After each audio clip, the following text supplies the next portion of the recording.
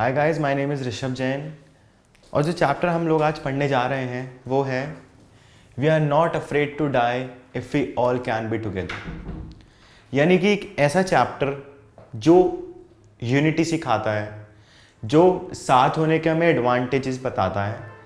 And even इसका title अपने आप में ये अपील करता है कि अगर हम लोग साथ रहें, हम लोग सब मिल के रहें, तो शायद हम मौत को भी मात दे सकते हैं। मतलब जो हार्ड टाइम्स हमारी लाइफ के ऊपर आएंगे, अगर हम सब साथ मिलकर उससे लड़ें, अकेले अकेले ना लड़ें, अकेले ना रहें, तो शायद हम लोग उसको ज़्यादा अच्छे से टैकल कर पाएंगे।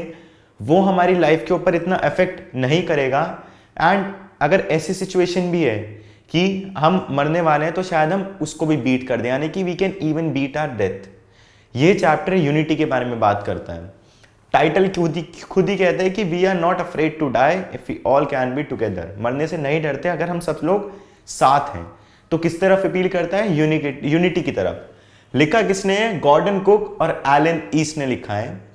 एंड ये कहानी है जब जो ऑथर है वो अपनी फैमिली के साथ एक वॉयज पे जाता है, मतलब अपनी ही शिप लेके सेलिंग के लिए जाता है। एंड ये उनका सपना होता है। जो ऑथर, उनका सपना था कि वो इस वॉयज पे जाएं, सेल करें, डिस्कवर करें चीज़ों को। एंड क्योंकि जब आप सी में ट्रैवल करते हो तो बहुत सारी डिफ़िकल्टीज आपके सामने आती हैं। जब आप ओशन में ट्रैवल करते हो, इंडियन ओशन के थ्रू जाते हो, कोई सा भी ओशन हो, तो बहुत सारी डिफ़िकल्टीज का सामना करना पड़ता है।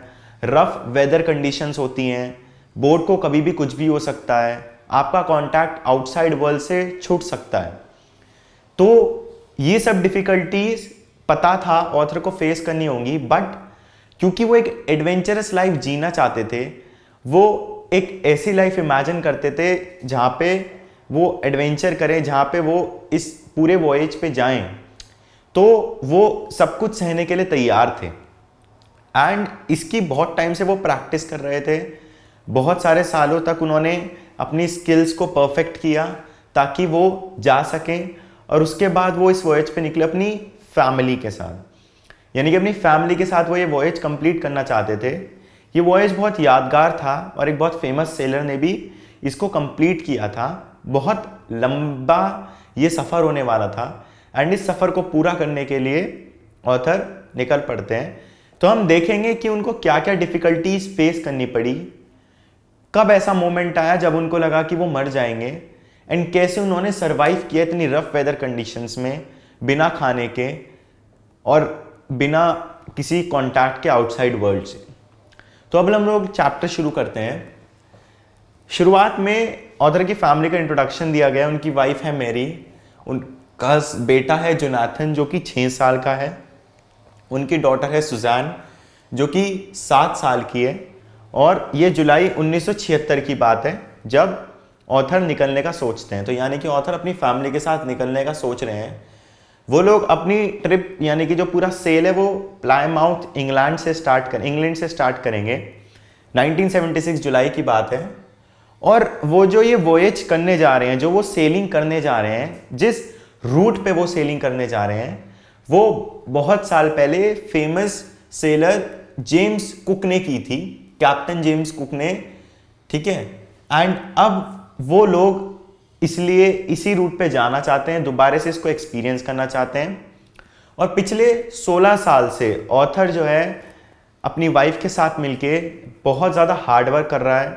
वो अपनी स्किल्स को परफेक्ट कर रहे हैं ताकि जब वो इस वॉयज पे जाएं तो जो जो हार्श वेदर कंडीशन उसके सामने आएंगी, वो उन्हें फेस करने के लिए तैयार रहें, वो थोड़ा प्रिपेयर हो जाए। इसलिए वो अपनी स्किल्स को होन अप कर रहे हैं, यानी कि अपनी स्किल्स को डेवलप कर रहे हैं, बढ़ा रहे हैं, ताकि कैसी भी कंडीशंस आए वो लोग सरवाइव कर सकें, कैसी भी कंडीशन आए वो लोग जिंदा बाहर निकल जाएं। अब जो उनकी शिप है, जिस वॉयज पे वो जाएंगे, उसको डिस्क्राइब किया हुआ है। 23 मीटर लंबी है वो, 30 टन वुडन हुल्ड ब्यूटी, यानी कि 30 टन उसका वेट है। काफ़ी अच्छी बनाई हुई है, पूरी लकड़ी से बनाई हुई है। ठीक है, बहुत सुंदर लगती है। और मतलब अराउंड 30 टन की है तो उसमें लकड़ियाँ ही लकड़ियाँ लगी हैं। वुडन से बनी हुई है और अब वो 23 मीटर लंबी है। इस जो सेलिंग शिप है उनकी, उसने काफ़ी सारे मंथ्स स्पेंड किए हैं ताकि वो ऐसी वोएज पे जाने के लिए तैयार हो जाएं। यानी कि ऐसा नहीं कि आप जाना चाहते हैं, आपने प्लान किया और आप चले जाएं। आपको अपनी स्किल्स को परफेक्ट करना पड़ता है। इवन जो आपकी वोएज है जिसमें आप लोग जाएंगे, जो शिप है, उसको भी इन ऐसा मजबूत बनाना पड़ता है कि वो ऐसी हार्श रियलिटी को फेस कर सके। ये नहीं कि पहली बार बनाई और ले गए। आपको टेस्ट करना पड़ता है चीज़ों को, और कुछ खराबी ना हो, कुछ प्रॉब्लम ना हो, ये सब चीज़ें भी चेक करनी पड़ती हैं। तो उनकी 23 meter 30 ton wooden hulled beauty है। इसने मंथ्स स्पेंड किए हैं रफेस्ट वाटर में, रफेस्ट वेदर में, फिर भी अच्छे से सक्सेसफुली वापस आई है। इसलिए कोई प्रॉब्लम नहीं होनी चाहिए, ठीक है। 3 साल लंबी वॉयज होगी ये, यानी कि समझ सकते हम लोग कितने लंबे वॉयज पे जाना चाहते हैं जिस पे कैप्टन जेम्स कुक गए थे। 3 साल लंबी। ऐसा नहीं कि ये 3 साल सिर्फ पानी में सेल करेंगे, ये लोग अलग अलग जगह जाएंगे, वहाँ पे घूमेंगे, वहाँ पे मज़े भी करेंगे, उस जगह की ब्यूटी को भी जानेंगे। बट स्टिल 3 साल लंबी वॉयज पे जाना बहुत बड़ी बात होती है। एंड जो ये टोटल डिस्टेंस कवर करेंगे वो 105,000 किलोमीटर होगा, यानी कि इतना लंबा डिस्टेंस है। ये लोग खाली पानी के वाटरवेज के थ्रू जाएंगे और उसको कवर करेंगे। 105,000 किलोमीटर, इतना लंबा डिस्टेंस, यानी कि 105,000 किलोमीटर डिस्टेंस ये लोग कवर करेंगे, जो कि कम नहीं होता, जो कि बहुत ज़्यादा। फिर ये अपनी ट्रिप को शुरू करते हैं। ट्रिप को शुरू करने के बाद बहुत ईजिली ये लोग अपने पहले स्टॉप तक पहुंच जाते हैं, जो कि है west coast of Africa, Cape Town to Cape Town. जो इनकी पहली ट्रिप होती है वेस्ट कोस्ट ऑफ अफ्रीका से केप टाउन तक की, वो बहुत ईजिली ये लोग कवर कर लेते हैं, कोई प्रॉब्लम नहीं होती।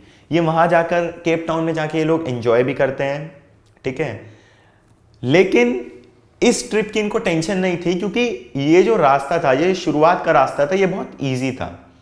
बट इनकी जो आगे की जर्नी होने वाली थी, जो इनको आगे की जर्नी कवर करनी थी, वो बड़ी खतरनाक थी और इसलिए उसको कवर कर पाना बहुत मुश्किल था। एंड अगर ये चारों चाहते तो अकेले इस वॉयज को कवर नहीं कर सकते थे। इसलिए इन्होंने क्या किया, 2 क्रूमैन ले लिए अपने साथ, ताकि कोई बहुत डिफिकल्ट सिचुएशन आए तो ये लोग हेल्प कर सकें।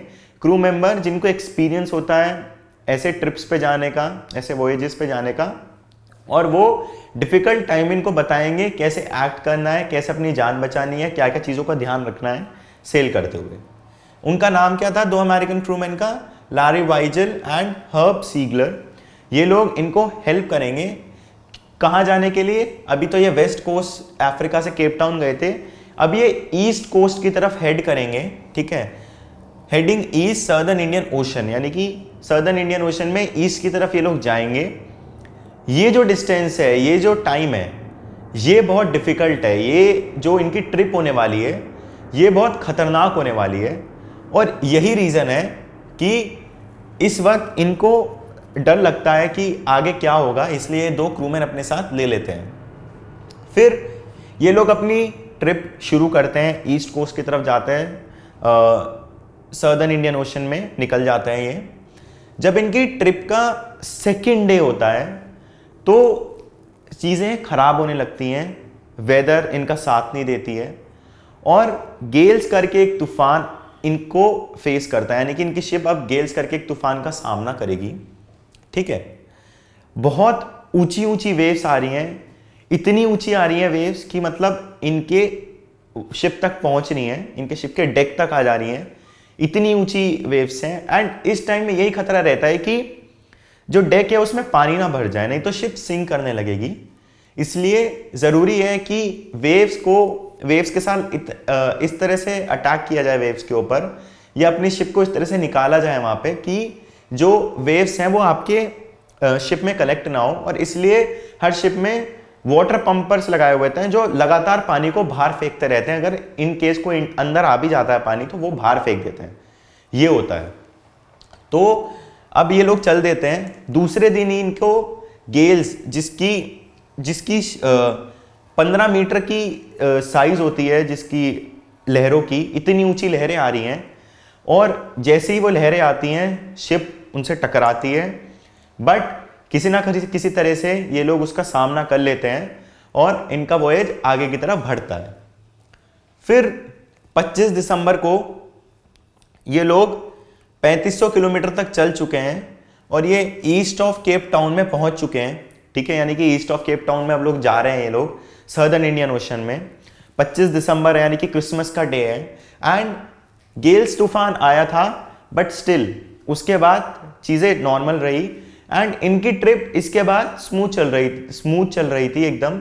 हाँ, बीच में थोड़ी डिफिकल्टीज आती थी, वेव्स हाई होती थी, बट इनकी जो शिप थी जिसका नाम था वेव वॉकर, यानी कि जो वेव से भी तैरती हुई चली जाए, रियली अपने नाम के ऊपर खड़ी हो रही थी एंड वो वेव्स का बहुत अच्छे से सामना कर रही थी, वेव्स को बहुत अच्छे से भगा रही थी एंड वेव्स को अटैक ऐसे कर रही थी कि वेव्स कभी भी इनके अंदर ना आए एंड इवन इनके शिप की हर चीज प्रॉपर्ली फंक्शन कर रही थी।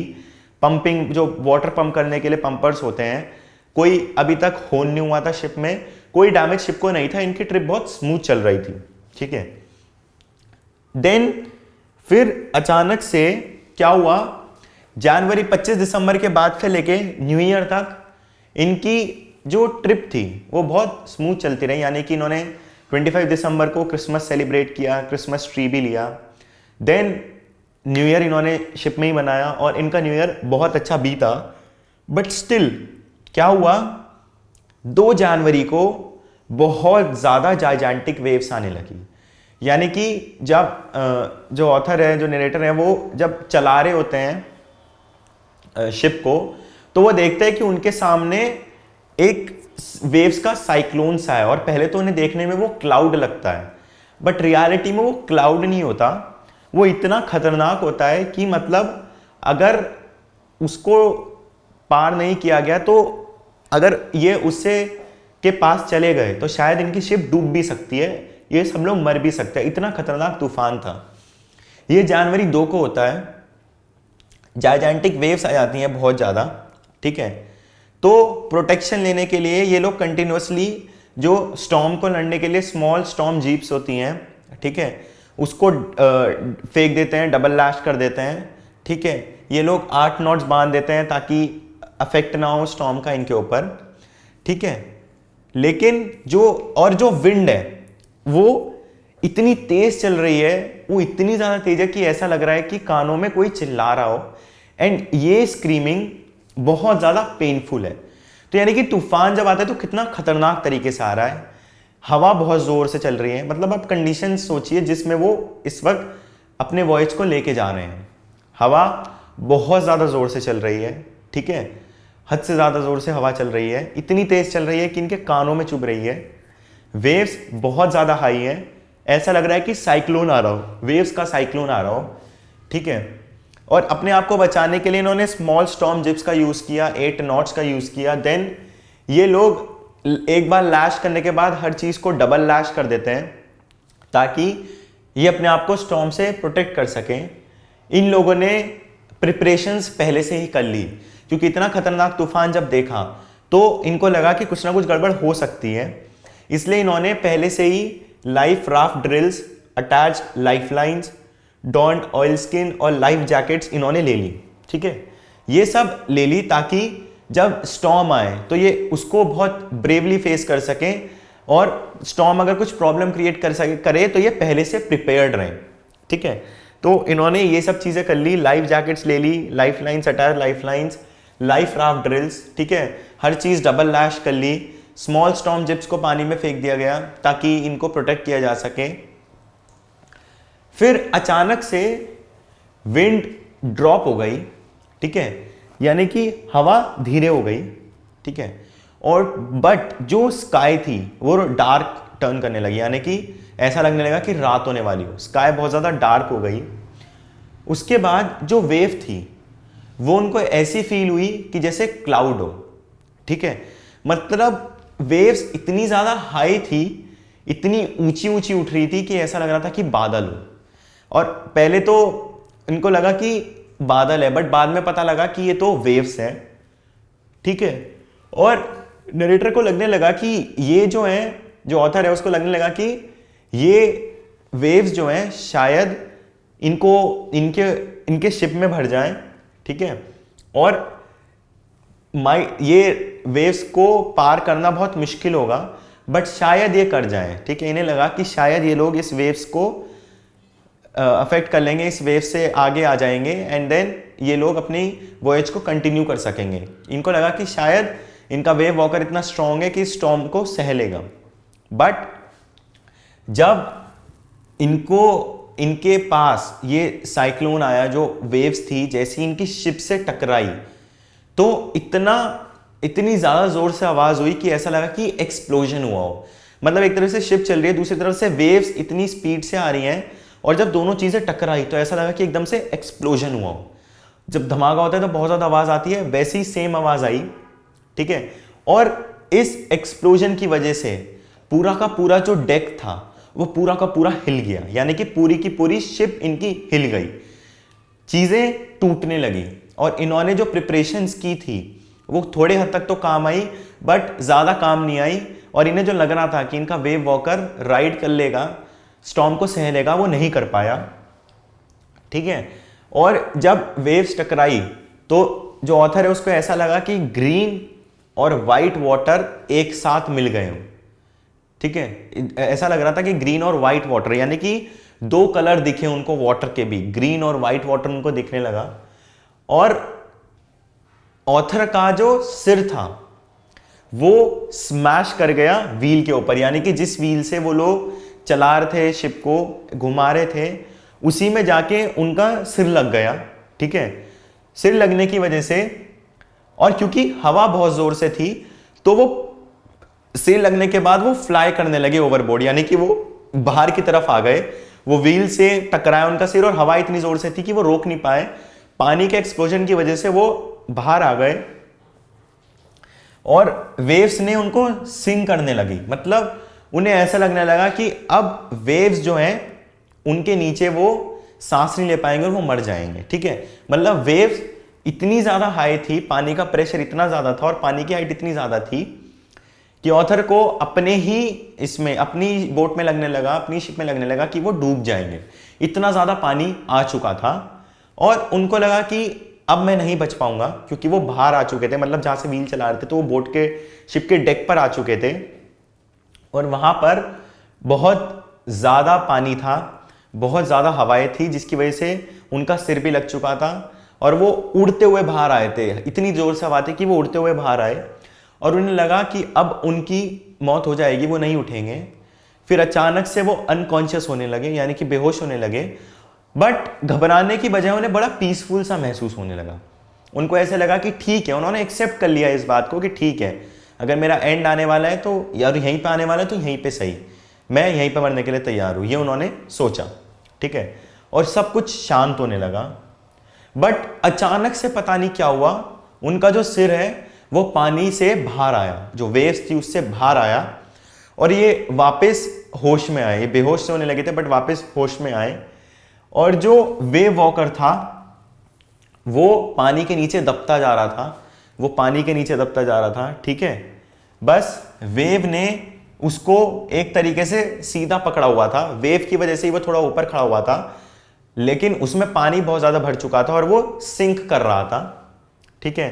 अब इन्होंने लाइफलाइन जर्क टॉट को लिया, गार्ड रेल्स को ग्रैब किया, ठीक है, और एयर के थ्रू सेल करने लगे। मतलब ये अभी भी लड़ रहे हैं, ये सब लोग मेहनत कर रहे हैं। ऑल्दो ऑथर को बहुत ज्यादा चोट लग चुकी है, अब उनकी हालत नहीं है कि वो और ज्यादा आगे जाके स्ट्रगल करें और ज्यादा लड़ें, बट क्योंकि अचानक से उनका सिर बाहर आया तो उन्होंने सोचा कि कैसे बचाया जाए। तो उन्होंने देखा कि वेव वॉकर क्योंकि डूबता जा रहा है, और खाली वेव ने ही उनके वेव वॉकर को ऊपर रखा हुआ है, और कभी भी उनकी शिप इवन पलट भी सकती थी, ठीक है। और अचानक से जो वेव वॉकर था वो, उसमें इतना ज्यादा पानी भर चुका था और वेव्स उसको इतना ज्यादा अटैक कर रही थी कि भले ही ऑथर का मुंह पानी से तो बाहर आ गया था, बट स्टिल वो कंट्रोल नहीं कर पा रहे थे अपने आप को, लहरों की वजह से, पानी की वजह से और हवा की वजह से। वो अभी भी हवा में तैर रहे थे, मतलब इतनी जोर से हवा थी कि वो उड़ते हुए जा रहे थे। एंड उन्होंने गार्ड रेल्स को पकड़ा, सोचा कि शायद वो बच जाएंगे, सोचा कि शायद वो पानी में ना गिरें, बट इतना ज़्यादा वो था, इतनी ज़्यादा लहरें थी, इतनी ज़ोर से हवा थी कि वो अपने आप को कंट्रोल नहीं कर पा रहे थे। और वो जैसे एक रैक, मतलब रैक से बनी हुई डॉल होती है ना, गुड़िया, वो इधर उधर घूमती रहती है क्योंकि उसके अंदर वेट नहीं होता और उसको ईजिली इधर उधर फेंकना बहुत आसान होता है। वैसे इसमें ऑथर की कंडीशन थी, वो अपनी बॉडी को बिल्कुल कंट्रोल नहीं कर पा रहे थे और जो एयर थी और जो वेव्स थी वो उनकी बॉडी के साथ एक तरीके से खेल रही थी, उनको इधर उधर फेंक रही थी। और इस वक्त तक ऑथर के बहुत ज़्यादा चोट लग चुकी थी, उनकी इतनी ज़्यादा चोट लग चुकी थी कि उनकी लेफ्ट रिब्स क्रैक हो चुकी थी, यानी कि लेफ्ट रिब्स पूरी की पूरी क्रैक हो गई थी। टीथ, जो उनके दांत थे, वो भी टूट चुके थे, इतनी जोर से वो गिरे थे, हवा में उड़ते हुए इतनी जोर से गिरे थे कि दांत टूट गए, लेफ्ट रिब्स टूट गई। मुंह में पूरा खून भरा हुआ था, यानी कि माउथ पूरा ब्लड से फिल्ड अप था उनका, वो इतने ज़्यादा परेशान थे। ठीक है, बट किसी ना किसी तरह से वो उठे, क्योंकि उन्हें अपनी जान बचानी थी, तो उन्होंने व्हील को ढूंढा ताकि वो व्हील को रोटेट कर सके और अपनी शिप को इस स्टॉर्म से दूर ले जा सके। ठीक है, और वो लाइन अप हो गए अगली वेव के लिए। ठीक है, ताकि अगली वेव का वो सामना कर सकें, इसलिए व्हील को अपने कंट्रोल में लेने की कोशिश की। फिर उन्होंने देखा कि हर जगह वाटर ही वाटर है, पानी ही पानी है हर जगह। ठीक है, और वो बहुत ज़्यादा परेशान हो चुके थे, अब तक चोटें लग चुकी थी उनको, शिप कंट्रोल में नहीं आ रही थी, स्टॉर्म थमने का नाम नहीं ले रहा था, ऑलमोस्ट और सारी चीज़ें खराब हो चुकी थी और उनकी शिप या तो डूब सकती थी कभी भी या पलट भी सकती थी। तो इतनी वर्स कंडीशन में वो लोग इस वक्त थे, यानी कि 25 दिसंबर से जनवरी 1 तक तो उनकी ट्रिप स्मूथ चली, कोई दिक्कत नहीं हुई, कभी कभी कुछ प्रॉब्लम्स आई बट उन्होंने उसको ओवरकम किया। बट ये जो स्टॉर्म था इतना खतरनाक था कि इसको फेस करना बहुत मुश्किल हो गया। फिर अचानक से उनकी जो वाइफ थी मेरी, वो आती है। ठीक है, और वो बहुत चिल्लाती हुई आती है, वो बहुत स्क्रीम कर रही है, वो पूछ रही है कि हम लोग क्या बच पाएंगे और आप क्या ठीक हो, मतलब वो सबसे पूछ रही है कि हमें क्या होगा, कि हम बच पाएंगे नहीं बच पाएंगे, क्या हमारा एंड नियर है। मतलब वो बहुत ज़्यादा घबरा चुकी थी मेरी जो उनकी वाइफ थी। फिर उन्होंने कहा कि हाँ हम लोग बच जाएंगे, ऑथर ने ऐसे ही कह दिया कि हम लोग बच जाएंगे, कुछ नहीं होगा हमें। और ऑथर देखता है कि डेक पूरा पानी से भरा हुआ है, पूरा का पूरा पानी से भरा हुआ है, इसलिए वो चिल्लाते हैं कि वो व्हील नहीं पकड़ पा रहे हैं, तो अगर मेरी पकड़ ले या जो क्रूमैन है उनके साथ वो हेल्प कर दे व्हील पकड़ने में, ताकि शिप को कंट्रोल किया जा सके, नहीं तो वो अनकंट्रोलेबल हो रही है।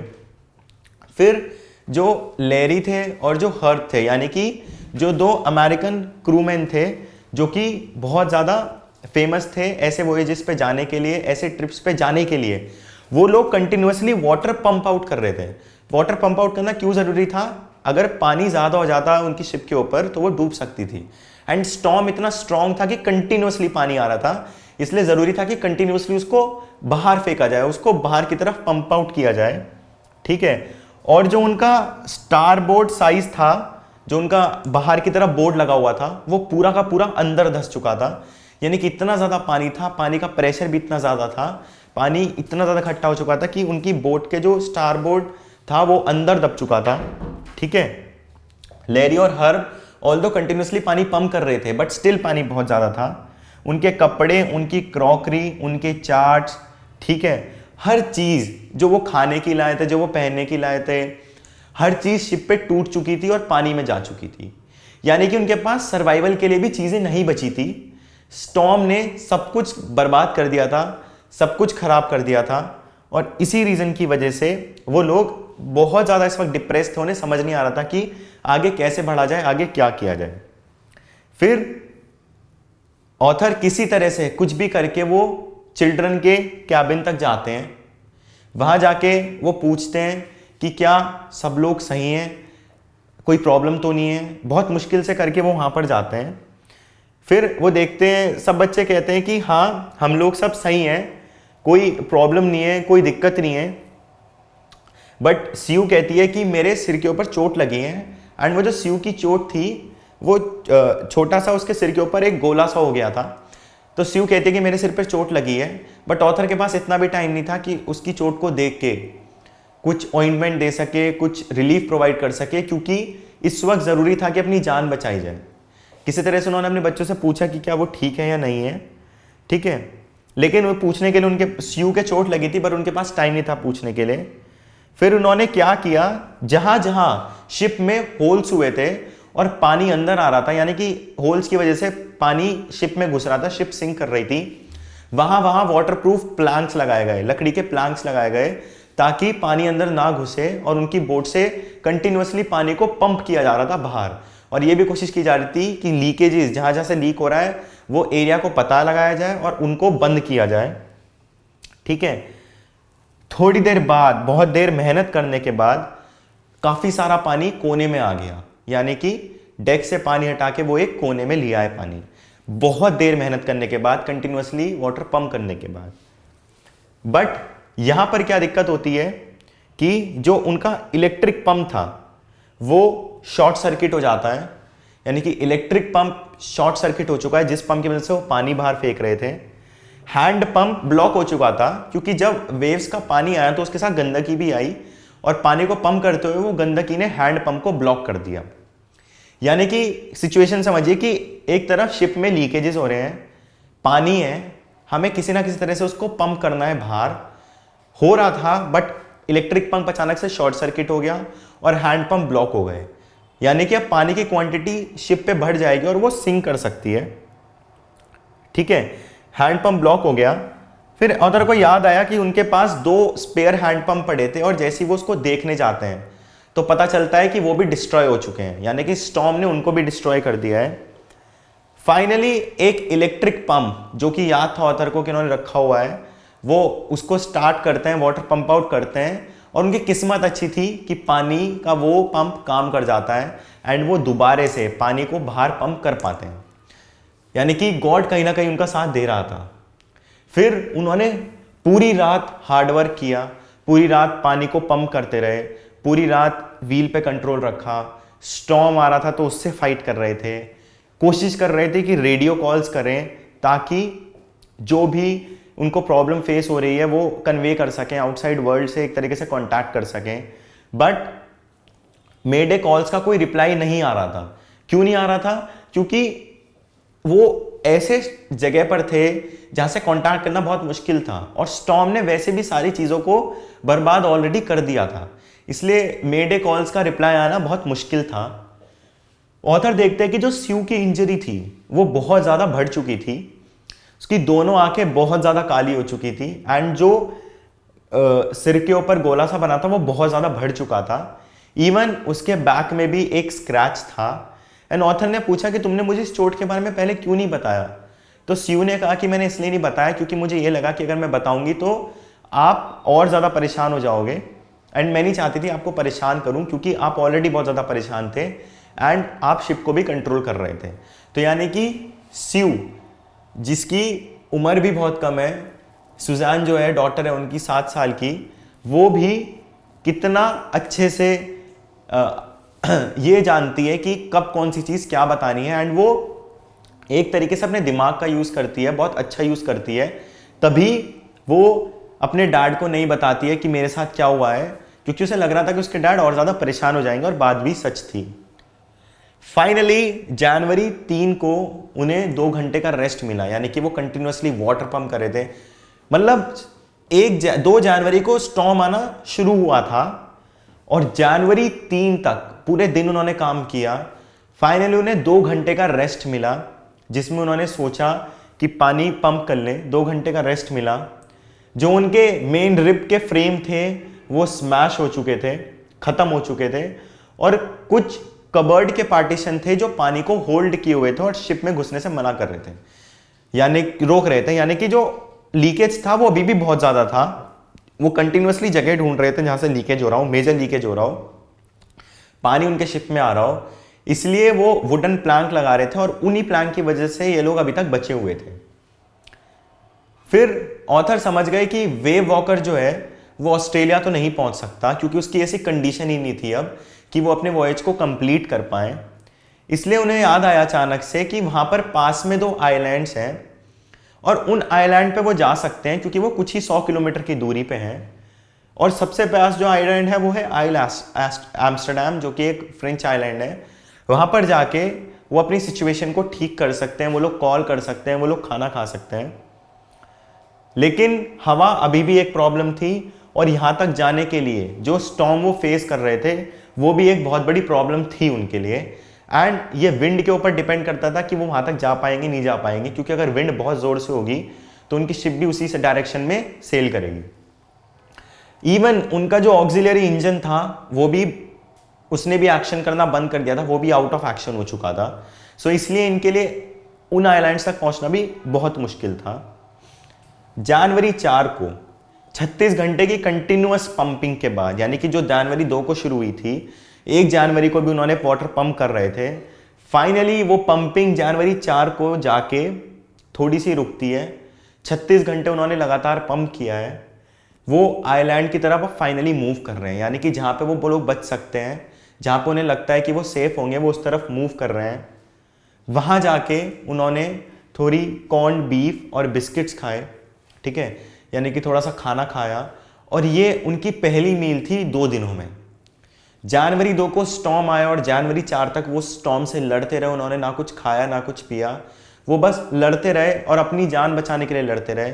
फाइनली जनवरी 4 को उन्होंने कुछ खाया और उन्हें बहुत अच्छा लगा खाने के बाद। फिर थोड़ी देर के उन्हें आराम मिला, लेकिन 4 बजे, जैसे ही शाम के 4 बजे फिर से वेदर बहुत ज़्यादा ख़राब होने लगी, फिर से स्टॉर्म आने की कंडीशन बनने लगी, विंड चलने लगी बहुत ज़ोर से, एंड उनके लिए मुश्किलें शायद बढ़ सकती थी। जनवरी 5 को सिचुएशन वर्स हो गई और ज़्यादा ख़राब हो गई, जब दोबारा से एक स्टॉर्म उनको फेस करना पड़ा, और वो लोग अब बहुत ज़्यादा थक चुके थे और उन्हें ये भी नहीं पता था कि वो ज़िंदा बचेंगे या नहीं बचेंगे। इसलिए जॉन जो था, उनका सन तो था जोनाथन, जो 6 साल का है, वो अपने पापा से पूछता है कि क्या हम लोग ज़िंदा बच पाएंगे या नहीं बच पाएंगे। एंड उसके पापा को पता नहीं चलता कि वो रिएक्ट कैसे करें, उन्हें क्या आंसर दें, बट वो कह देते हैं फिर भी कि हाँ शायद हम लोग बच पाएंगे। तो इस पर जॉन कहता है कि we are not afraid to die if we all can be together, यानी कि जो टाइटल है हमारे चैप्टर का वो यहाँ पे जस्टिफाई होता है। यानी 6 साल का बच्चा उसको कह रहा है कि अगर हम सब लोग साथ रहें तो हम लोग नहीं मरेंगे। तो ये वो यूनिटी के थ्रू एक्सप्लेन करने की कोशिश कर रहा है कि अगर हम यूनाइटेड रहें, लड़ते रहें, तो हमें कुछ नहीं होगा। जॉन के यही वर्ड्स ऑथर के अंदर डिटर्मिनेशन भर देते हैं, एंड वो ये प्लान बनाता है कि वो दोबारा से जाता है लड़ने की हिम्मत लेके, और वो वुडन प्लैंक्स लगाने के लिए डिटरमिन्ड है। वो देखता है कहाँ कहाँ लीकेज है, मेजर लीकेज जो भी है, वो वहाँ पे वुडन प्लैंक लगा के वहाँ पे पानी को रोकेगा। फाइनली जब उनको मेजर लीकेज मिला, उन्होंने उसको कंट्रोल किया। जो वुडन प्लैंक्स थे उनकी शिप को डूबने से रोक रहे थे। तो ऑथर अपनी वाइफ मेरी के साथ बैठे, हाथों में, मतलब उन दोनों ने हाथ पकड़े हुए थे, वो लोग वहाँ पे बैठे हुए थे, और उन्हें इतनी मेहनत करने के बाद भी, और अब सिचुएशन थोड़ी कंट्रोल में थी, स्टॉर्म था बट कंट्रोल में थी, बट उन्हें ऐसा लग रहा था कि उनका एंड बहुत नियर है, उनका एंड बहुत पास है, वो कभी भी मर सकते हैं, कभी भी कुछ भी हो सकता है। इसलिए वो दोनों हाथ पकड़ के बैठ जाते हैं ताकि एक दूसरे को हिम्मत दे सकें, और दोनों के मन में यही चल रहा है कि शायद वो लोग अब नहीं बचेंगे, उनका एंड बहुत पास है और वो लोग मर जाएंगे। तो ये अभी तक की कहानी थी जिसमें हमने देखा कि कैसे ऑथर अपनी फैमिली के साथ निकलता है, कैसे वो लड़ता है स्टॉर्म से, भले उनको कितनी चोट लग चुकी है, दांत टूट चुके हैं, रिब्स टूट चुकी हैं, उनका खून निकल रहा है, बट स्टिल वो फाइट कर रहे हैं। इवन उनकी फैमिली यूनाइटेड है, वो भी फाइट करने के लिए तैयार है, और इसी डिटर्मिनेशन की वजह से वो अभी तक जिंदा निकल पाए हैं। नहीं तो स्टॉर्म इतना पावरफुल था कि कभी भी कुछ भी हो सकता था। स्टिल उनकी यूनिटी ने उनको बचाया है, और वो जो साथ हैं, इसी वजह से वो लोग लड़ पा रहे हैं, साथ मिलके काम करने की वजह से वो लोग स्टॉर्म को हरा पा रहे हैं एंड खुद जीत पा रहे हैं। एंड ये प्रूव कर पा रहे हैं कि अगर हम साथ रहें तो हम मौत को भी पीछे छोड़ सकते हैं। एंड ये चैप्टर का जो मॉरल है वो काफ़ी सारे पॉइंट्स पे एक तरीके से रिप्रेजेंट हो रहा है, जस्टिफाई हो रहा है।